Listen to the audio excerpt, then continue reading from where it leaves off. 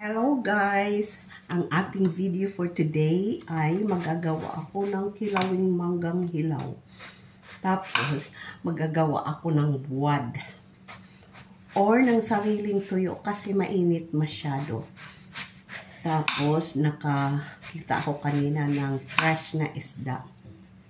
Magagawa ako ng sarili kong tuyo or buwad. Dried fish. Andito na guys. Maggawa muna ako ng kilawin or salad na mangga. Akin na ito iputong i-slice na aking mangga. Yellow na siya pero medyo maasim pa siya. Kasi ganito naman talaga ang kulay nitong mango kahit maasim. Ang tawag dito ay indramayo. Darmayo.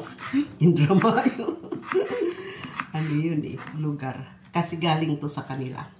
Tapos meron na ako ditong shallots. Meron na dito akong kamatis. Meron na ako ditong lemon. At saka white vinegar. Tapos mag-umpisa na tayo. Magawa na tayo din ng isi-set aside ko muna to. Ito na guys, magagawa ako ng vinegar. Tapos salt. Konting salt lang kasi lalagyan ko ng patis. Ang aking patis. Sugar. Mga 1 tablespoon. Imekos-mekos natin. Imekos-mekos. Kasi lalagyan ko pa ito ng kaunting hot water para ma-dissolve yung sugar. Tapos lagyan ko pa ng lemon. Lagyan ko na ng kaunting tubig, kaunting hot water lang. 1 tablespoon is enough para ma-dissolve lang ang sugar. Nalagay ko yan dyan para mabango. Kasi ang bango niyan guys. Ma-dissolve lang ang sugar. Tikman nyo rin yung inyong ginagawa. Perfect na. Tama lang ang asin. Tama lang ang sugar. Tapos, slice ko na ang aking tomatoes.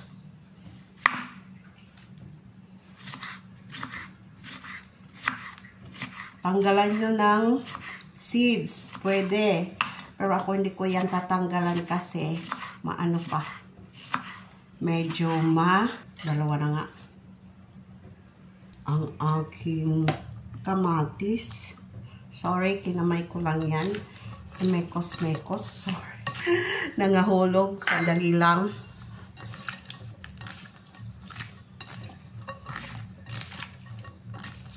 Tapos, kainan nyo to ng mga prinito. Yung mga putok-batok nyo dyan na ginagawa.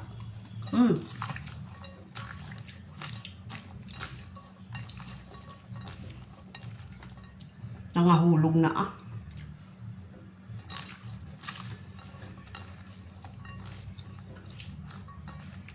Sadali lang guys. I-plating natin. Baka i-plating pa ng iba. Ayan na guys. Ang aking kilawin na mangga.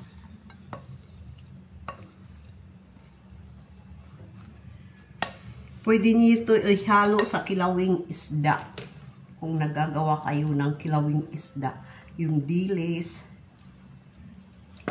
Ayan na guys. Ang aking kilawin na mangga. Thank you for watching. Bye.